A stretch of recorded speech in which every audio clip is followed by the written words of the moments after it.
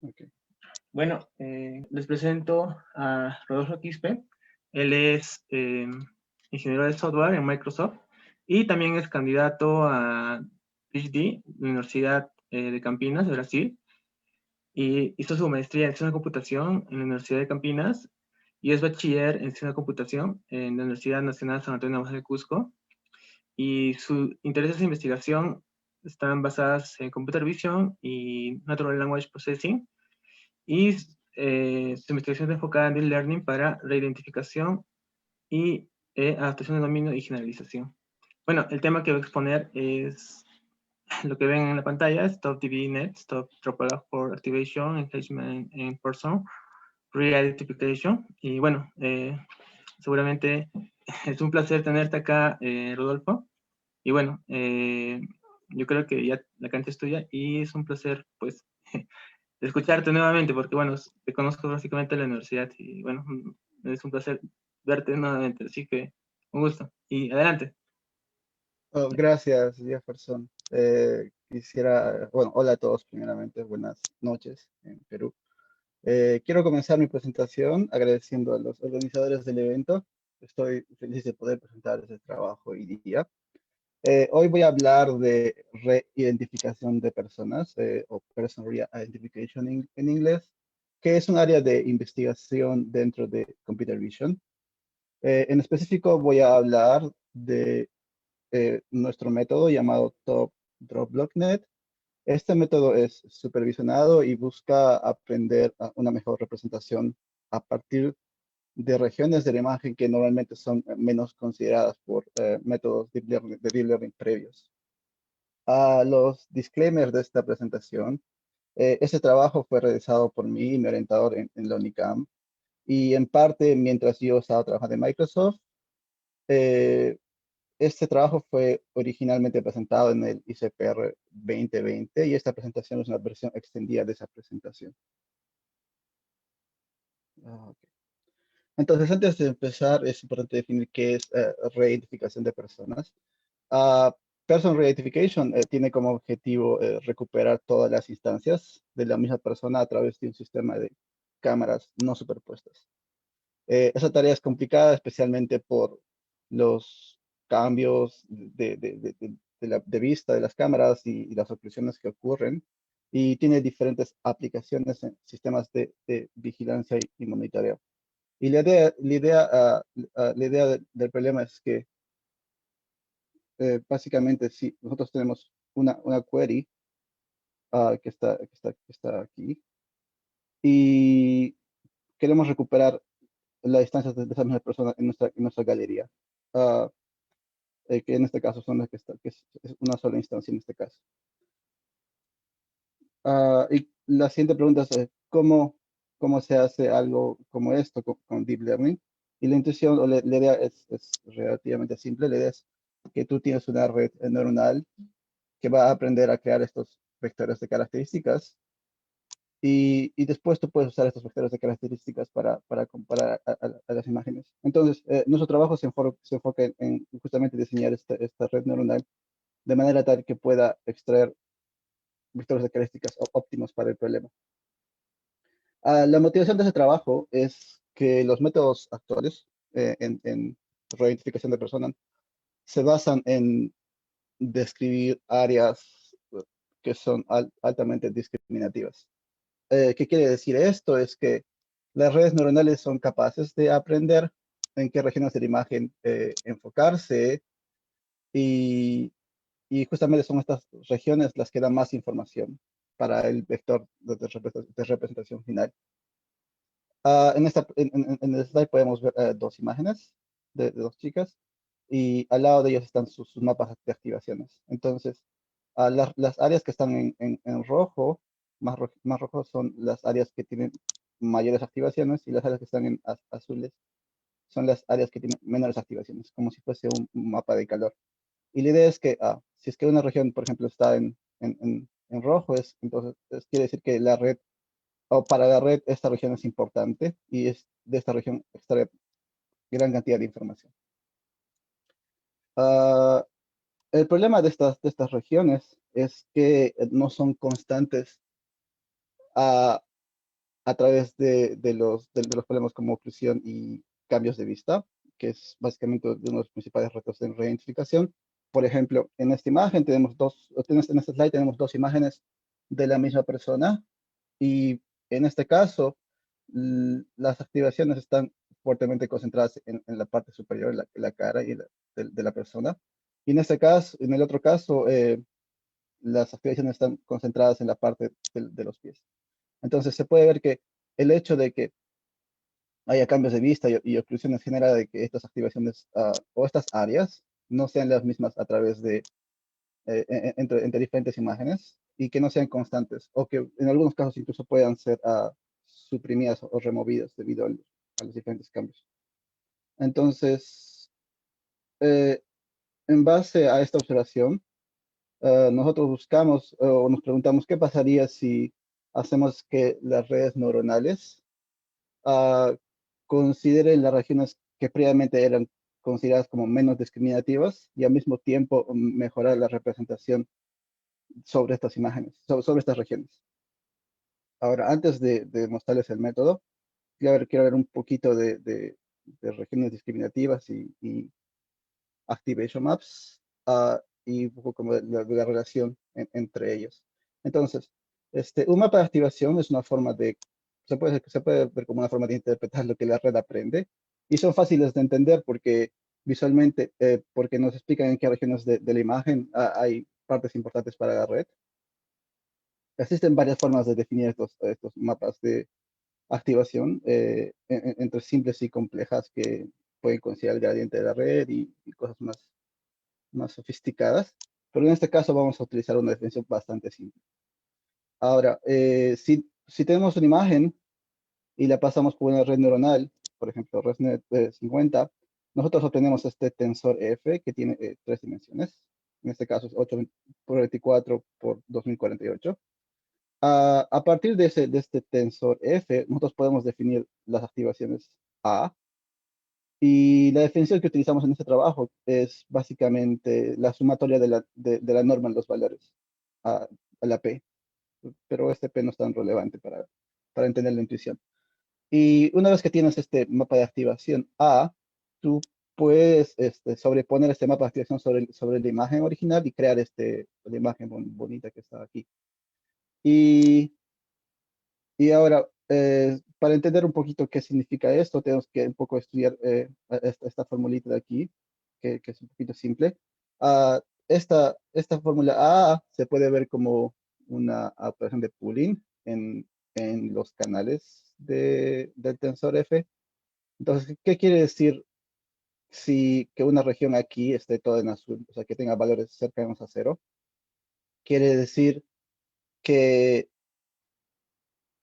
los valores en esa columna, en el tensor F, todos serán cercanos a cero.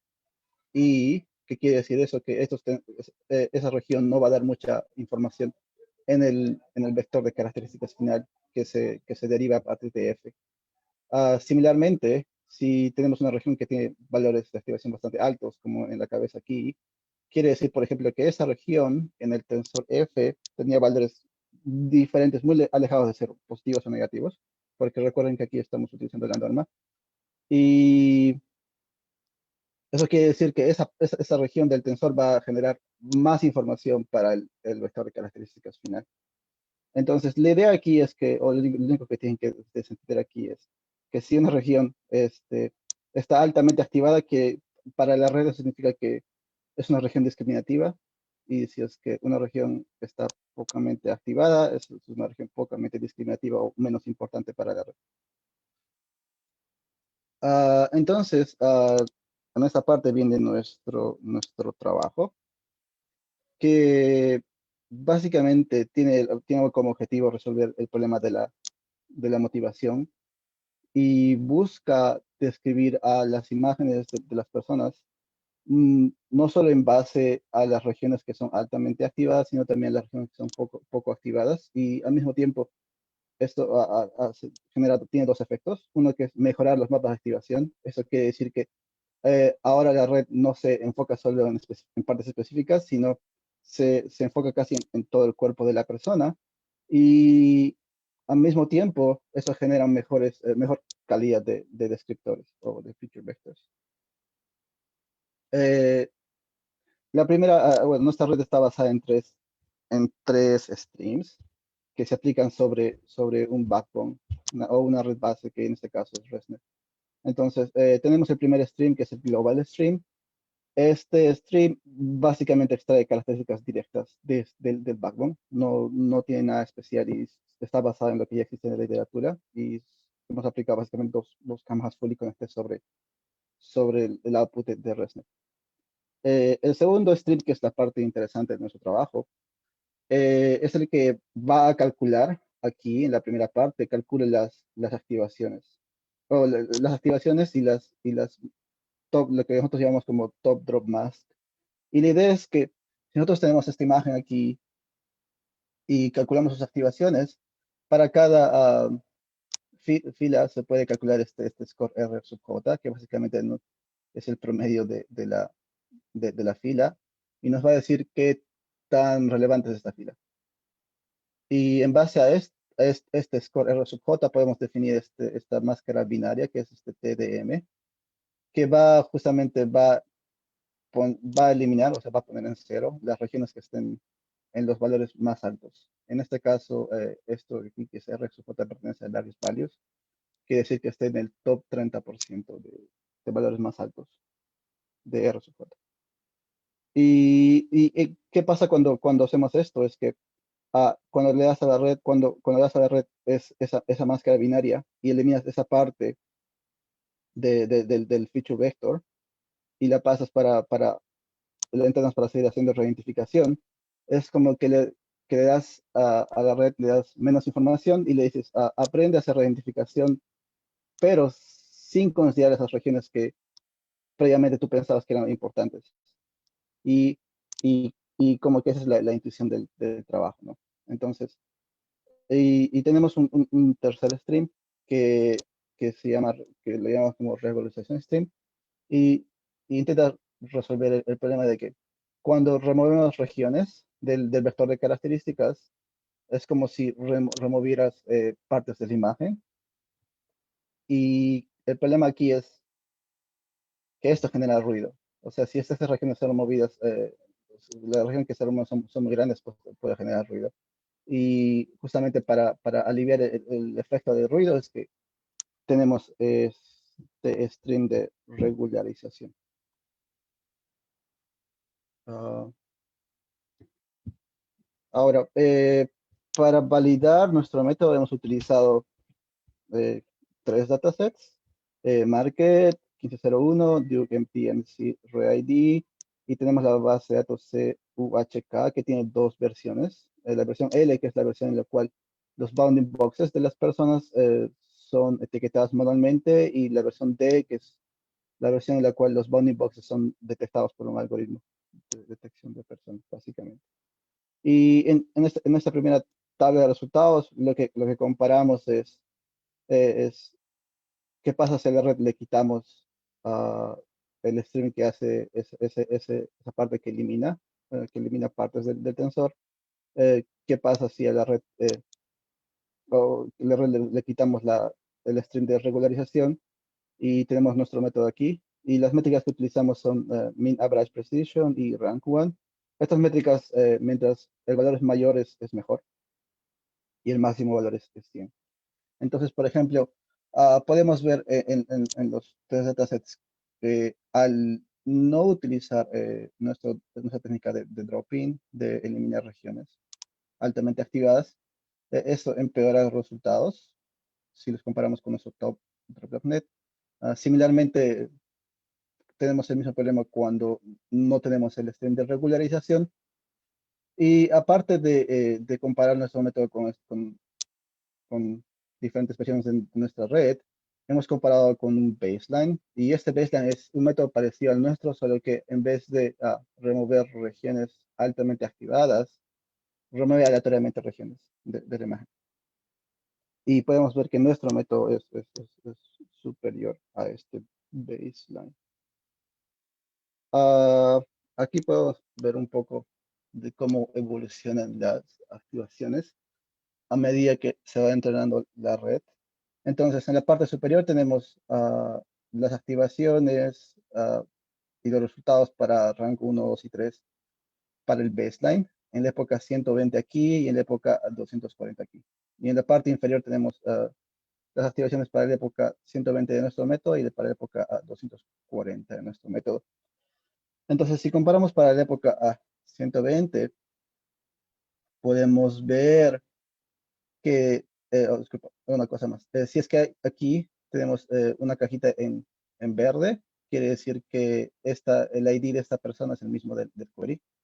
Y si es que está en rojo, esto quiere decir que el ID de esa persona es diferente. O sea que la predicción no ha sido incorrecta. Entonces, ¿qué pasa en la época 120, por ejemplo? Podemos ver que el baseline, las activaciones del baseline están en partes específicas, bien específicas del cuerpo. Y que la calidad de los features es buena, por eso que los primeros rango 1, 2 y 3 están correctos para este ejemplo.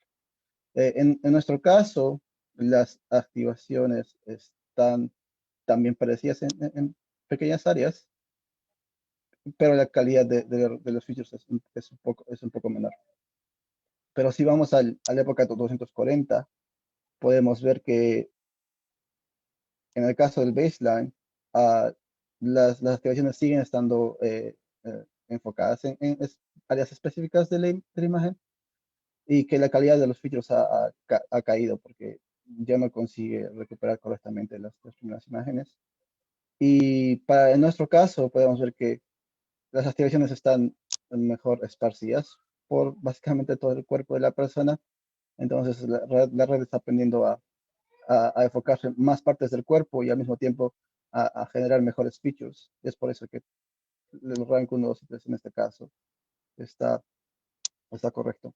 Entonces, en base a estas observaciones y a las tablas previas, podemos ver que nuestro método mejora cómo se generan las activaciones y al mismo tiempo genera features más discriminativos. Nosotros también podemos comparar nuestro método con el estado del arte. Entonces, para comparar con el estado del arte, normalmente lo que se hace es comparar tu método con re-ranking y sin re-ranking. El ranking es como una técnica de mejora que se hace al final de los métodos de retrieval. Entonces, si comparamos nuestro método sin re-ranking, nuestro método está entre los top 5, 6 top 6 para bases Market y Duke, y top 3 y 4 para la base UHK. Y en el caso de cuando utilizamos el ranking, nuestro método pasa a estar entre los primeros y segundos en las diferentes bases de datos. Y bueno, voy a terminar rápido la presentación. Algunas conclusiones. En este trabajo presentamos TopDropBlockNet, que está basado en TopDropBlock, que es justamente esa operación de remover las regiones que están altamente activadas. TopDropNet hace o empuja a la red a generar vectores de característica mejorados basados en esas regiones que normalmente son consideradas como low discriminative regions. Y los resultados, bueno, en diferentes datasets muestran la capacidad de nuestro método. Y una cosa interesante es que nuestros resultados sugieren que métodos que normalmente son utilizados para interpretar lo que una red aprende también pueden ser utilizados durante el entrenamiento, ¿no? Para mejorar la calidad de los resultados. Y está al final. Gracias. Eh, si quieren contactarse conmigo o tienen preguntas, además de las que van a hacer aquí, pueden escribirme o contactarme por LinkedIn. Y el código de este paper está disponible en GitHub. Y eso es todo.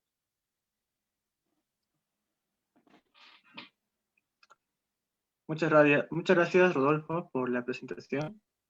Y bueno, sí, hay algunas preguntas sobre tu investigación y te las comento. Primero, ¿cómo definieron 30% de los valores más altos a eliminar en el top drop log string y por qué no otro valor? Ok. es porque queríamos comparar con nuestro baseline y nuestro baseline utilizaba 30%. Entonces, como que queríamos tener el mismo valor. Y básicamente esa es la razón. No realizamos experimentos con diferentes valores, pero la razón por la cual hemos cogido el 30% es justamente para tener una comparación un poco más justa con el baseline.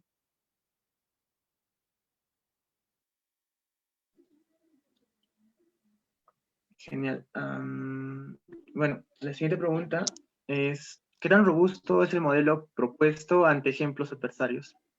Nosotros, bueno, es difícil decir qué tan robusta es, porque nosotros no hemos considerado ese escenario en este caso, así que la respuesta es que es difícil saberlo. Pero sí hay bastante empuje de gente que entrena esto con modelos adversarios también. Pero en nuestro caso no ha sido el enfoque de la investigación y tampoco ha sido un caso que hemos considerado. Así que no puedo responder exactamente qué tan robusto sea.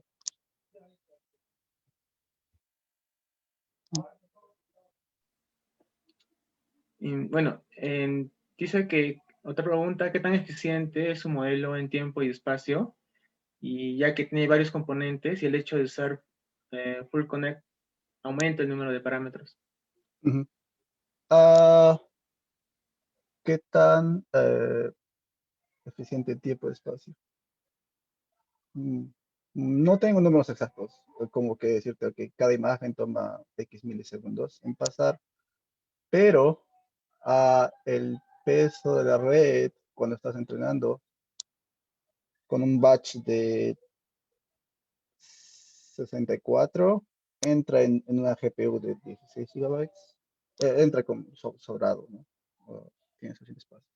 Pero aparte de eso, mm, de- no tengo, no hice esas métricas de, de uso de tiempo-espacio, pero tampoco no es uno de los enfoques del trabajo, ¿no? O sea, el trabajo ha sido bien enfocado a mejorar la representación, básicamente.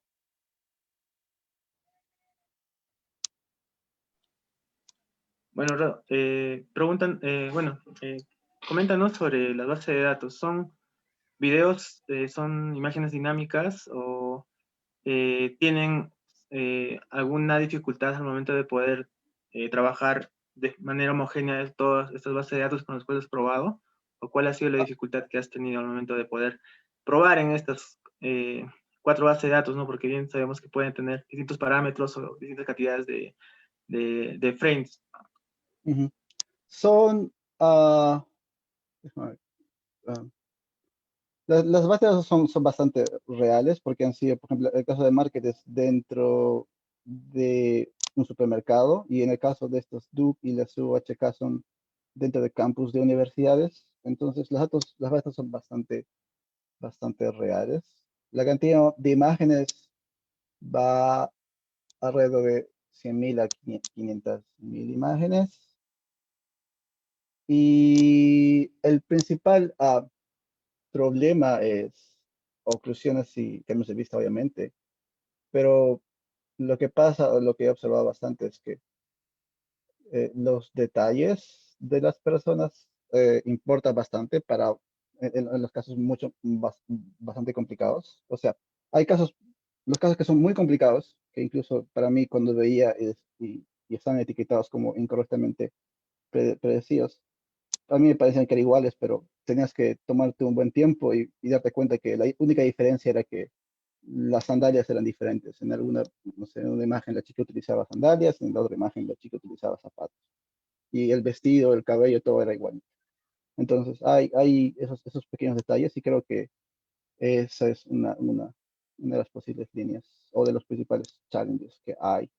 Ahora, otra cosa que se está viendo bastante es el escenario de domain adaptation, que básicamente quieres entrenar en una base de datos y quieres testar en otra, y como que menos supervisionado, unsupervised también.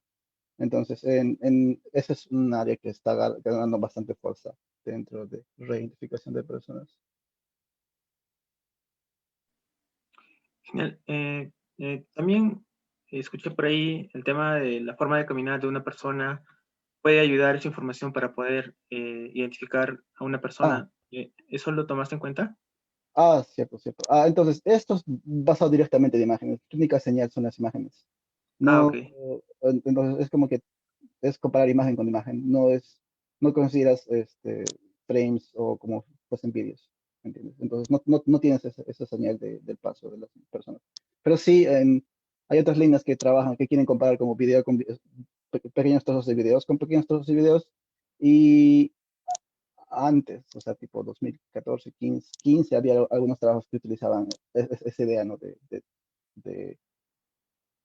de usar ese club para hacer la identificación, pero lo normal ahora es usar directamente la imagen, es lo más como que estudiado y popular.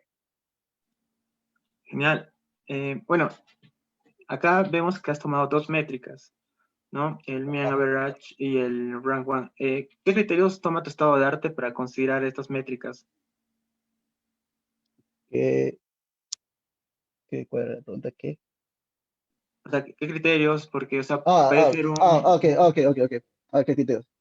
El rank one básicamente dice, si tú tienes una imagen query y, y recuperas la imagen más cercana a la primera imagen más cercana o la imagen más similar a ese query, esa imagen, ¿cuántas veces esa imagen es correcta o no es correcta? O sea, digamos, si en este caso, digamos, si nuestro método tiene 93.7%, quiere decir que si tienes 100 casos, 100 queries, en el 93.7% de los casos, la primera imagen es la imagen más similar, la primera imagen más similar es la correcta. Y en el caso del Mean Average Precision, es parecido, pero además de esto considera el orden en el cual aparecen los matches correctos. O sea, por ejemplo, si tienes una imagen query y vas a considerar, por ejemplo, MAP en base a 50, a 50, lo que haces es consideras las 50 primeras imágenes más cercanas y consideras las imágenes que son correctas o que tienen el mismo ID, en qué posiciones han aparecido. Entonces, es como que es bien parecido. O sea, el hecho de que han decidido usar estas métricas es porque la tarea es bien parecida como a Image Retrieval. Es una tarea de recuperación. Entonces, es por eso que se han decidido utilizar estas métricas.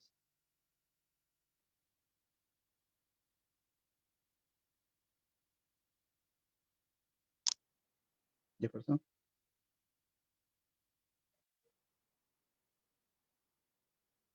Lo siento, estoy en silencio. La pregunta siguiente es, ¿qué tanto se complica? ¿Cuánto más se demora el entrenamiento al usar este método? Mm, si comparas una ResNet normal y nuestro método va no estoy en un aproximado, no es exacto, de 5 horas para 10 horas, 12 horas. Es exacto, tiene bastante costo, tiene un alto costo computacional. No es liviano.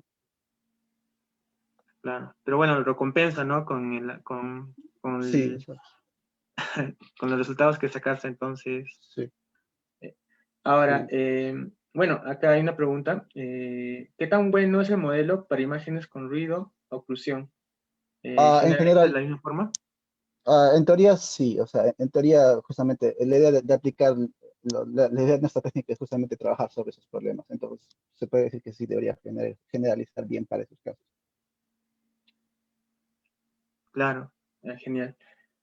Y bueno, acá ya son algunas preguntas más desde la experiencia, desde una experiencia tuya.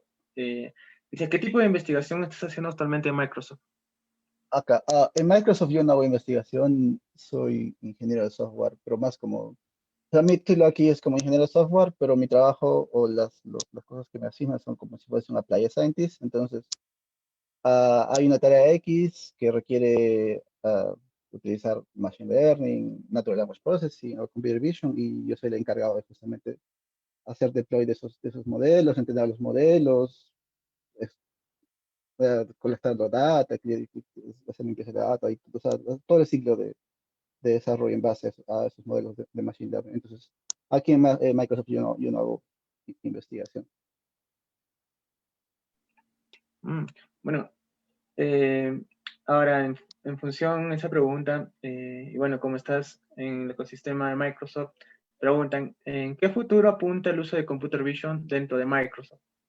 Ah, Microsoft tiene en su cloud, tiene un equipo grande que está haciendo cosas muy chéveres. Eh, Microsoft dentro de Azure tiene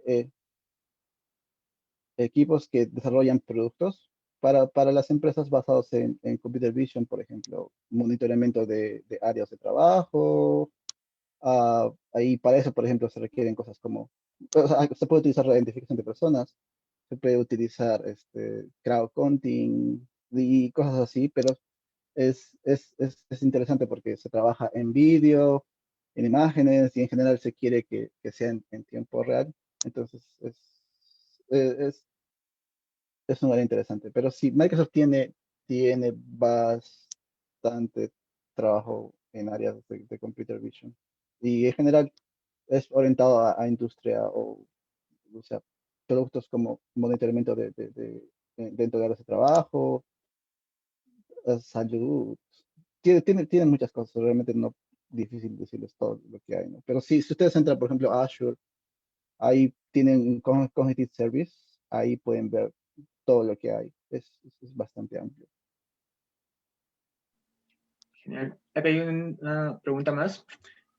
¿Cómo ves una aplicación real en la industria de tu tema? No estaba pensando en eso.